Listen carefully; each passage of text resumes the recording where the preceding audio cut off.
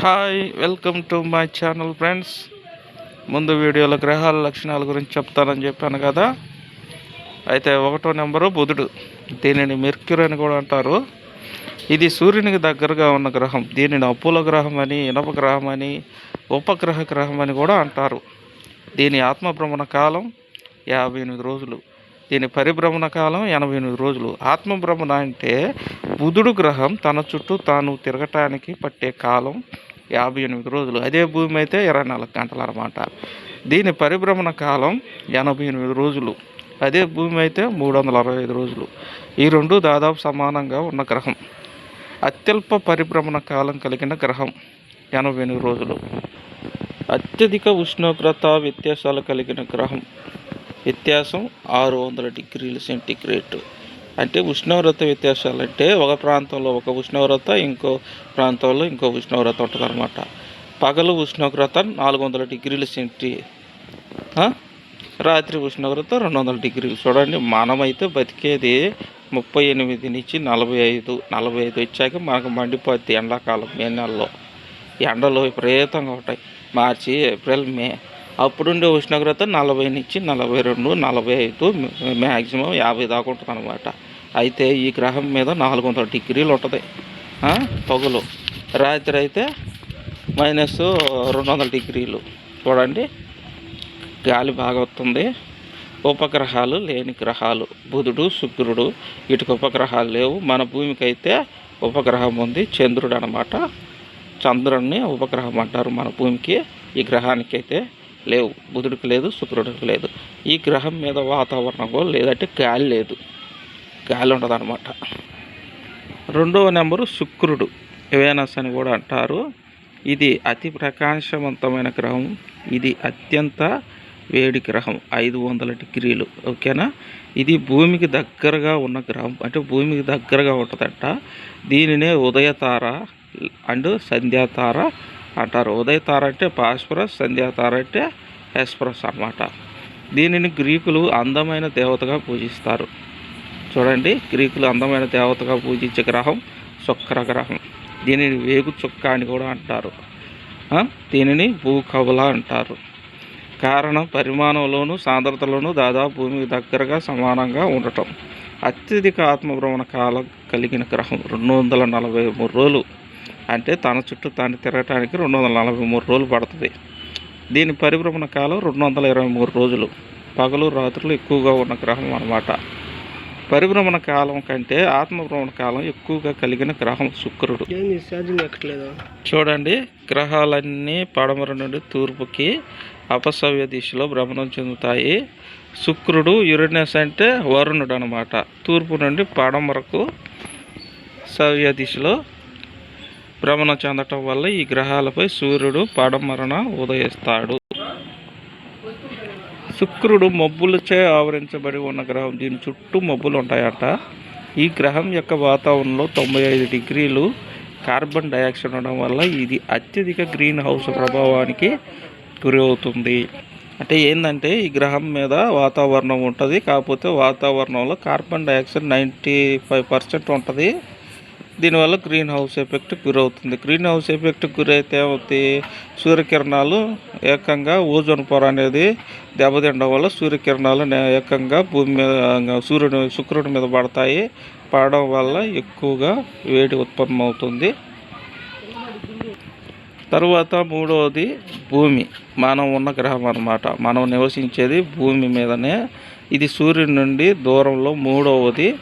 భూమి పరిమాణంలో 5వ పెద్ద గ్రహం. చూడండి, 8 గ్రహాలలో 5వ పెద్ద గ్రహము భూమి అనమాట. దీనినే నీల గ్రహం అంటారు. నీల గ్రహం కూడా అని కూడా అంటారు. నీళ్ళు ఉంటాయి. నీరు సమృద్ధిగా గల ఏకైక గ్రహం కావడం చేత దీనిని వాటర్ ప్లానెట్ అని కూడా అంటారు. చూడండి, వాటర్ ప్లానెట్ అనే గ్రహము భూమి. ఇది అత్యధిక సాంద్రత కలిగిన బరువైన గ్రహం. చాలా బరువు ఉంటుందట. దీని సాంద్రత 5.5. నోట్ చేసుకోండి, మనకు బుక్కులలో కూడా యాడో దొరకదు. సాంద్రత 5.5 అంట. జీవరాశి ఉన్న ఏకైక గ్రహం. దీనికి గల ఏకైక ఉపగ్రహం చంద్రుడు. జీవరాశి గ్రహం మీదే ఉంటుంది, ఎక్కడ ఉండదు. 2011 అక్టోబర్ 16న భూమికి సమీపంలో వచ్చిన తోకచుక్క ఎలినిన్ తోకచుక్క. చూడండి, తోకచుక్క వచ్చింది 2011 అక్టోబర్ 16న భూమికి సమీపంగా వచ్చింది. దీని పేరు ఎలినిన్. ఈ తోకచుక్క భూమికి దగ్గరగా ప్రతి 70 సంవత్సరాలకు ఒకసారి వస్తుంది. 2011లో వచ్చింది. ఈసారి అది వచ్చే టైంకి మనం ఉండము, మన పిల్లలు ఉంటారు, మనవళ్ళు ఉంటారు, వాళ్ళైతే చూస్తారు. 4వ గ్రహం అంగారకుడు అనమాట. దీన్ని కుజుడు అని కూడా, మార్స్ అని కూడా అంటారు. దీనిని అరుణ గ్రహం లేదా ఎరుపు గ్రహం అంటారు. గుర్తుపెట్టుకోండి, అరుణ గ్రహం, ఎరుపు గ్రహం. జీవరాశి ఉండవచ్చు అని అనుమానం కలిగించే గ్రహం అంట. జీవరాశి ఉండవచ్చు అంటారంటే భూమి దగ్గరగా ఉంది. ఈ గ్రహంపై అగ్నిపర్వత పేలులు సంభవిస్తాయి కాబట్టి దీనిని డస్ట్ ప్లానెట్ అంటారు. గుర్తుంచుకోండి, ఈ గ్రహం మీద అగ్నిపర్వతాలు ఎక్కువ ఉంటాయంట. Dust planet. సౌర కుటుంబంలోని అత్యంత ఎత్తైన శిఖరం ఒలింపస్ మాన్స్ 27,000 మీటర్లు ఈ గ్రహం పైన ఉంది. చూడండి, సౌర కుటుంబంలోనే అత్యంత ఎత్తైన శిఖరం. సౌర కుటుంబం అంటే సూర్యుడు చుట్టూ గ్రహాలు అన్నమాట. అత్యంత ఎత్తైన శిఖరం ఒలింపస్ మాన్స్ 27,000 మీటర్లు. మనకైతే ఎవరెస్ట్ ఉంది. దీనికి గ్రహాలు 2 ఉన్నాయి, ఫోబోస్, డెమోస్. చూడండి, 5వ గ్రహం బృహస్పతి, గురుడు, జూపిటర్ అంటారు. పరిమాణంలో అతి పెద్దది. ఎర్రటి మచ్చలు గల గ్రహం అంటారు. ఉల్కలు ఢీకొట్టడం వలన ఎర్రటి మచ్చలు ఏర్పడ్డాయంట అక్కడ. 1994లో షూ మేకర్ లేవి అనే తోకచుక్క దీన్ని ఢీకొట్టింది. ఈ గ్రహాన్ని తోకచుక్కల విధ్వంసకారి అంటారు. చూడండి, తోకచుక్కల విధ్వంసకారి అంటారు బృహస్పతిని. అత్యల్ప ఆత్మభ్రమణ కాలం కలిగిన గ్రహం 9 గంటల 45 నిమిషాలు. అత్యల్ప పగలు రాత్రి ఉండే గ్రహం. లోతైన మహాసముద్రం గల గ్రహం. చూడండి, సముద్రాలు కూడా ఉన్నాయంట అక్కడ, నీళ్ళు ఉన్నాయి.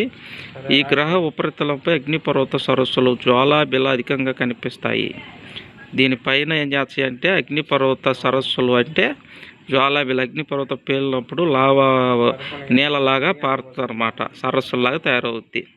అత్యధిక ఉపగ్రహాలు కలిగిన గ్రహం 69 ఉపగ్రహాలు ఉన్నాయంట. గనిమేడ, యూరోపా, కాలిస్టా వాటితో కలిపి మొత్తం 69 ఉపగ్రహాలు. ఎక్కువ ఉపగ్రహాలు ఉన్నాయి బృహస్పతికి.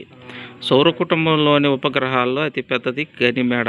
చూడండి, సౌర కుటుంబంలోనే ఉపగ్రహాల్లో అతిపెద్ద ఉపగ్రహం గనిమేడ ఈ బృహస్పతికి ఉపగ్రహంగా ఉందన్నమాట. చూడండి, 6వ నెంబరు శని గ్రహం, సాటర్న్ అంటారు. దీనిని కనుగొన్నది గెలీలియో. పరిమాణంలో 2వ పెద్దది. చూడండి, మనం అనుకుంటుంటాం మనకి శని పట్టిందని. శని పట్టిందంటే ఈ గ్రహం వల్లనే. మన పూజారులు, పంతులు గారి కాడికి పోతే ఈ గ్రహాన్ని అటు తప్పిస్తాము, ఎంత అవుద్ది అంత అవుద్ది, తాయెత్తు కడతామంటారు. ఈ శని గ్రహమే అన్నమాట. అత్యధిక వలయాలు ఉంటాయంట. 3 ఉన్నాయంట దీనికి. అందమైన గ్రహం, అత్యల్ప సాంద్రత గల గ్రహం, నీటిలో తేలాడుతుందంట, తక్కువ బరువు అంట దీనికి. దీని నీటి సాంద్రత 1 gr/cc. దీని సాంద్రత 0.61 gr/cc. భూమి సాంద్రత 5.5 gr/cc. దీని ఉపగ్రహాల సంఖ్య 63. బాగానే ఉన్నాయి 63. ఉపగ్రహాల్లో అతి పెద్దది లేదా సౌర కుటుంబంలో 2వ పెద్ద ఉపగ్రహం టైటాన్ అన్నమాట. దీనిని గోల్డెన్ ప్లానెట్ శుభగ్రహం అంటారు. క్రూయల్ ప్లానెట్ అశుభగ్రహం అంటారు. శుభమేడే ఉంది, అశుభం, అందుకే అంటారు దీన్ని శని గ్రహం అని. శని పట్టిందంటే శని వల్లనే, అందుకే దీన్ని గోల్డెన్ ప్లానెట్ శుభగ్రహం, క్రూయల్ ప్లానెట్ అశుభగ్రహం అంటారు. తర్వాత వరుణుడు. 7వ గ్రహం వరుణుడు అన్నమాట. దీన్ని యురేనస్ అంటారు. దీన్ని 1781లో విలియం హెర్షల్ కనుగొన్నాడు. ఇది 5 వలయాలుగా ఉంటాయి. శనికి అయితే 3 వలయాలేను, దీనికి 5 వలయాలు ఉన్నాయంట. దీన్ని ఆకుపచ్చ గ్రహం అంటారు. ఈ గ్రహంపై కూడా సూర్యుడు పడమరన ఉదయిస్తాడు. కారణం, ఇది తూర్పు నుండి పడమరకు సవ్య దిశలో భ్రమణం చెందుతుందన్నమాట. ఇది 90 డిగ్రీల వాలుతో వంగి తిరగడం వల్ల దొర్లుతున్నట్టు కనిపిస్తుంది. కాబట్టి దీనిని మ్యాడ్ ప్లానెట్ లేదా పిచ్చి గ్రహం అంటారు. దీని ఉపగ్రహాలు 27. ఉదాహరణకు మిరాండా, ఏరియల్, టిటానియా అనమాట. ఆఖరి గ్రహం నెప్టూన్ అనమాట. దీనిని 1846లో ఆడమ్స్ మరియు లివేరియర్ కనుగొన్నాడు. ఇది నీలం వర్ణంలో ఉండే గ్రహం. దీనిని బేబీ బ్లూ ప్లానెట్ అంటారు. సూర్యునికి దూరంగా ఉన్న గ్రహం, దూరంగా ఉంటుందట సూర్యుడికి. అత్యధిక పరిభ్రమణ కాలం గల గ్రహం 160 సంవత్సరాలు. చూడండి, 160 సంవత్సరాలంట. దీని మొదటి పరిభ్రమణ కాలాన్ని ఇటీవల 2011 జూలై 13 పూర్తి చేసుకుంది. దీని ఉపగ్రహాలు సంఖ్య 13. దీనిలో అతిపెద్దది ట్రిటాను. ప్లూటోను 1930లో క్లెమెంట్ టాంబా కనుగొన్నాడు. దీనికి గల ఏకైక గ్రహం చారను. ఈ ప్లూటోని తొలగించారు మరొక గ్రహం. ఎందుకంటే దీనికి లక్షణాలు లేవు. మనకు ఉన్నాయి కదా లక్షణాలు, ఆ లక్షణాలు దీనికి సంబంధించి లేవు. కొన్నిటిని గ్రహాలుగా పేర్కొనాలంటే కొన్ని లక్షణాలు ఉండాలా, కాబట్టి ఆ లక్షణాలు దీనికి లేవు. దీన్ని తొలగించారు. ఇది ఫ్రెండ్స్ మన గ్రహాలకు సంబంధించి పూర్తి వివరణ. నా ఛానల్లో లైక్ చేయండి, సబ్స్క్రైబ్ చేయండి, అలాగే మీ ఫ్రెండ్స్కి కూడా చెప్పండి, నాకు సపోర్ట్ చేయండి. నేను ఇంకా మంచి వీడియోలు చేయాలనుకుంటున్నాను. ఇదంతా మీరు చదువుకోవడానికే ఫ్రెండ్స్. అన్నీ చాలా బుక్కులు నేను చదివాను, కానీ ఈ బుక్కుల్లో ఉన్నంత వివరణ ఏ బుక్కులో లేదు. కొన్ని ముఖ్యమైన పాయింట్లు కూడా ఈ బుక్కులో ఉన్నాయి, కానీ ఆ బుక్కులలో లేవు ఇవి. కాబట్టి ఈ వీడియో మీకు చాలా ఉపయోగపడుతుంది అనుకుంటున్నాను. మరి ఎగ్జామ్స్ కొరకు, అలాగే చాలామందికి చదువు లేని వాళ్ళు ఇంటికాడ పెద్దలు ఉంటారు, వాళ్ళందరూ ఈ మధ్య యూట్యూబ్లో వీడియోలు చూసుకుంటున్నారు టచ్ ఫోన్లు తీసుకొని. కాబట్టి వాళ్ళందరూ చూశారనుకో ఈ వీడియోలు, అసలు మన చుట్టూ ఏం జరుగుతుంది, విశ్వంలో ఏముంది, సూర్యుడు ఎవరు, భూమి ఎవరు, అసలు వాళ్ళకి వయసు ఎంత, ఎన్ని సంవత్సరాలు, ఏడున్నారు వీళ్ళు, వీళ్ళ గ్రహాలు ఏమున్నాయి, అసలు కథ ఏంది, శని గ్రహం ఏంది, శని అంటున్నారు, ఆ పంతులు కాడికి పోతే గ్రహాలు అంటుండ్రు. అసలు ఈ గ్రహాలు ఏందనేది ఇప్పుడు వివరంగా అర్థమవుతుంది అన్నమాట. కాబట్టి నా వీడియో చూడండి, లైక్ చేయండి, సబ్స్క్రైబ్ చేయండి. మరలా కలుసుకుందాం. తర్వాత చాప్టరు చూద్దాము ఏముందో. ఆస్ట్రాయిడ్స్ గ్రహాలు, గ్రహ శకలాల గురించి తర్వాత చెప్తాను నేను. ఓకేనా friends? Bye, good night friends.